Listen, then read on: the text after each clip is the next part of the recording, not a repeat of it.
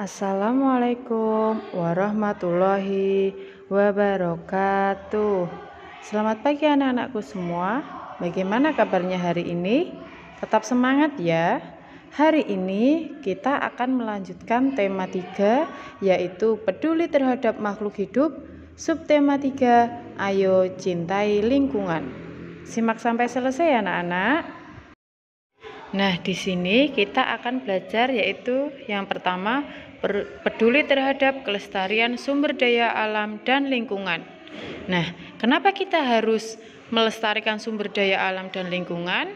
Karena hewan dan tumbuhan itu sangat banyak manfaatnya untuk kita ya anak-anak. Contohnya tumbuhan bermanfaat memberikan oksigen kepada kita, memberikan kesejukan atau keteduhan. Sedangkan hewan manfaat untuk kita bisa untuk dimakan, kemudian meringankan beban para petani yaitu untuk membajak sawah, dan masih banyak lagi manfaatnya. Nah, di sini Usari akan bahas yaitu ciri-ciri hewan yang terawat dan ciri-ciri hewan yang tidak terawat. Yang pertama, hewan yang terawat yaitu tubuhnya tegak dan bergerak lincah. Yang kedua, bulu atau rambut terlihat bersih dan mengkilat. Jika dipegang atau diusap, tidak mudah rontok. Yang ketiga, kulit bersih dan tidak ada luka. Yang keempat, mata terlihat jernih, terang, dan tidak keruh. Sedangkan ciri-ciri hewan yang tidak terawat, yang pertama, tubuh cenderung lemas, lunglai, dan tidak bertenaga. Yang kedua, bulu atau rambut terlihat kotor, kusam, dan rontok. Yang ketiga, kulit terdapat luka. Dan yang keempat, mata berair atau bernanah sehingga terlihat keruh, bahkan tidak bisa melihat. Nah, selanjutnya materi yang kedua yaitu pentingnya penghijauan sebagai upaya pelestarian sumber daya alam. Kenapa penghijauan itu sangat penting? Karena penghijauan bertujuan untuk menjaga lingkungan dari kerusakan. Misalnya membenahi tanah bekas galian pertambangan atau menumpuk tanah untuk mengembalikan kesuburan tanah.